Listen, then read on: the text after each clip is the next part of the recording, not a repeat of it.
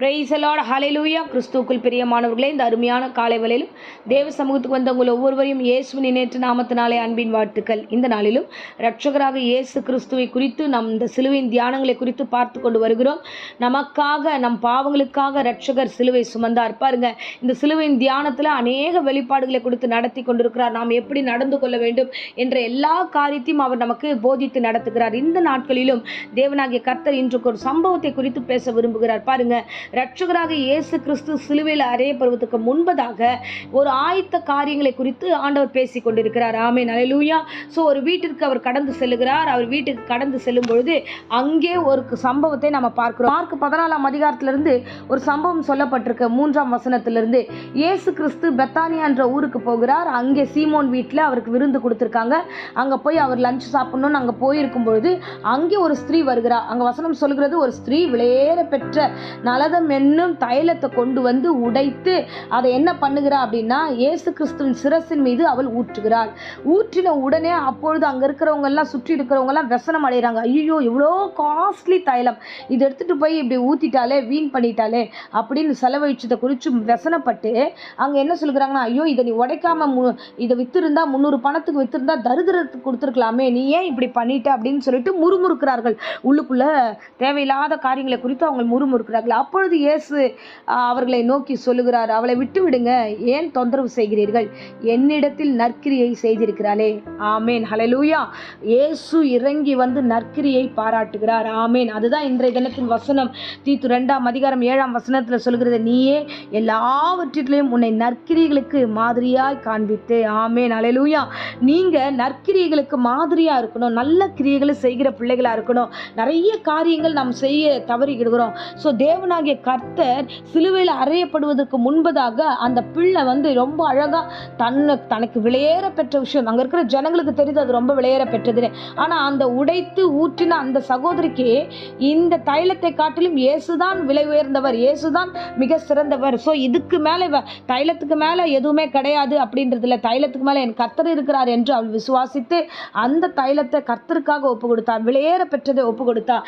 இன்றைக்கு இந்த பிரசங்கத்தை கேட்கிற அருமையானவர்களே, இரட்சகராக இயேசு கிறிஸ்து சிலுவையில் போவதற்கு முன்பதாகவே இந்த நற்கிரியைகளை அவள் செய்தாள். அதுதான் அவர் சொல்லுகிறார் 8ஆம் வசனத்துல, இவள் தன்னால் இயன்றதை செய்திருக்கிறாள், நான் அடக்கம் பண்ணப்படுவதற்கு எத்தனமாக என் சரீரம் தைலம் பூசி முந்தி கொண்டாள். தைலத்தை பூசி, எப்படியும் ஒருத்தர் மரித்து போனால் அந்த காலகட்டத்தில் தைலத்தெல்லாம் பூசி அவங்கள வந்து நல்ல ஒரு பேண்ட் பண்ணி கட்டி அதுக்கப்புறம் எடுத்துன்னு போய் அவங்கள வந்து பாக்ஸில் வைப்பாங்க. ஸோ இதெல்லாம் வந்து காலகாலமாக நடக்கிற விஷயம். அதுதான் இயேசு கிறிஸ்து சொல்லுகிறாரு, இவ முந்தி கொண்டா. என்னன்னா, எல்லாரும் செய்ய போறாங்க மரித்ததுக்கு அப்புறம், இவ நான் உயிரோடு இருக்கும்பொழுதே முந்தி கொண்டு இந்த நற்கிரியைகளை அவள் செய்கிறாள். ஸோ முந்தி கொள்ளுங்க. ஸோ தேவனுக்கு நற்கிரியை செய்கிறதுல என்னவானாலும் ஏதோ ஒரு காரியம், ஏதோ ஒரு விஷயம் நீங்க முந்தி செய்கிற பிள்ளைகளா நீங்கள் காணப்பட வேண்டும். ஆமென், ஹல்லேலூயா. அதுதான் இவர் 8ஆம் வசனத்துல சொல்லுகிறார், இவள் தன்னால் இயன்றதை செய்தால் நான் அடக்கம் பண்ணப்படுவதற்கு எத்தனமாக என் சரீரத்தில்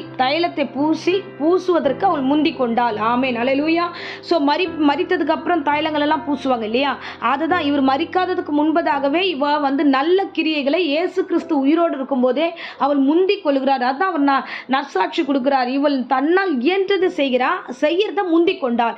இன்னைக்கு நல்ல கிரியைகளை செய்கிற பிள்ளைகளா நாம் காணப்பட வேண்டும். இரட்சகராக இயேசு கிறிஸ்து நமக்காக ஜீவனை கொடுத்தார், நமக்காக பெரிய காரியங்களை செய்கிறவர். ஸோ நமக்காக அவர் எல்லாவற்றையும் செய்ய வரும்போது அவருக்காக நாம் எதாகிலும் செய்ய வேண்டும் என்ற காரியத்தில் நாம் முந்திக் கொள்ள வேண்டும். ஆமென், அல்லேலூயா.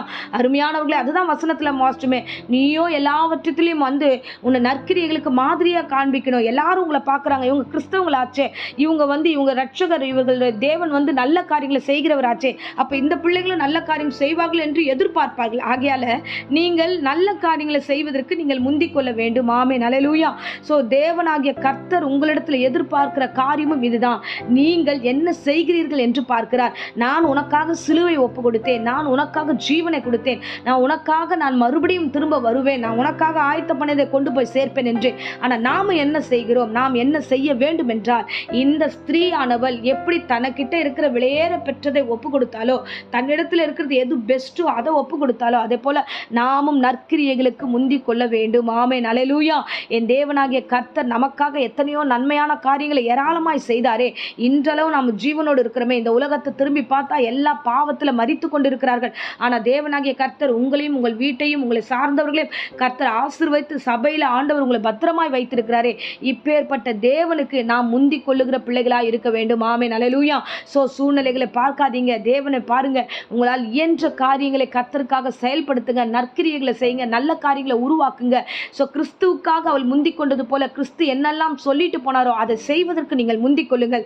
என் தேவனாகிய கர்த்தர் உங்களை ரட்சித்து உங்களை ஆசீர்வதித்து வழி நடத்துவார். இந்த உபவாச நாட்களில் நாம் கற்றுக்கொள்ள வேண்டிய இன்னொரு பாடம் என்னவென்றால், நற்கிரியைகள் செய்வதில் தாமதம் வேண்டாம், நல்ல காரியங்கள் செய்வதில் முந்திக் கொள்ளுங்கள். யாரோ செய்யட்டும், யாரோ பண்ணட்டும், நமக்கு என்னன்னு இருந்துட்டீங்கன்னா வேறொரு இடத்துல இருந்து நன்மைகள் பிறப்பிடும். உன்னை கொண்டு செய்யணும்னு வச்சிருந்த காரியமெல்லாம் தடைப்பட்டு போய் வேற யாராவது அந்த நல்ல கிரியைகளை செய்திருவாங்க. அதனால உங்களை எந்த இடத்துல வைத்திருக்கிறார்களோ, எந்த இடத்துல ஆண்டவர் உங்களை ஆசீர்வதிக்கணும்னு நினைக்கிறாரோ அந்த இடத்துல உன்னால் முயன்ற அளவுக்கு, உங்களால் முடிந்த அளவுக்கு நீங்கள் நல்ல கிரியைகளை செய்ய முன்வாருங்கள், முந்திக் கொள்ளுங்கள், கர்த்தரிடத்திலிருந்து பாராட்டை பெற்றுக்கொள்ளுங்கள். ஆமென், அல்லேலூயா. அதுதான் நம்ம வசனத்துல வாசிப்போம், நீயோ எல்லாவற்றிலும் நல்ல கிரியைகள் செய்கிற பிள்ளையாய் காண்பித்து சாட்சிகளாய் வாழ்வோம். ஆமென், அல்லேலூயா. இப்பொழுதும் அடியேன் உங்களுக்காக ஜெபிக்கிறேன். அன்பு ரட்சகா, இந்த அருமையான தருணத்தில் கர்த்தாவே அப்பா உமக்கு ஸ்தோத்திரம் ஆண்டவரே. இன்றைக்கு நற்கிரியைகளை குறித்து காண்பித்ததுக்காய் நன்றி ஆண்டவரே. சிலுவைக்கு முன்பதாக நீர் கடந்து போவதற்கு முன்பதாகவே அந்த சகோதரி அவ்வளவு நேர்த்தியாய் தன்னிடத்தில் இருக்கிற காரியத்தை முந்திக் கொண்டு ஆண்டவரே உமக்கு ஒப்பு கொடுத்தது போல ராஜா, நாங்களும் ஆண்டவரே உடைய வருகைக்குள்ளாக ஆண்டவரே நல்ல நல்ல கிரியைகளை செய்வதற்கு முந்திக்குள்ள எங்கள் ஒவ்வொருவருக்கும் ஆண்டவரே நீர் கிருபை பாராட்டும்படியாய் தயவா ஜெபிக்கிறோம். எல்லோரையும் ஆசீர்வதிங்க ஆண்டவரே. எல்லா பயத்துக்கும் விலக்கி காத்தருளுங்க. பரிசுத்தாவின் அந்யோன்ய ஐக்கியம் கிருபையும் கர்த்தர் கொடுத்து நடத்துங்க.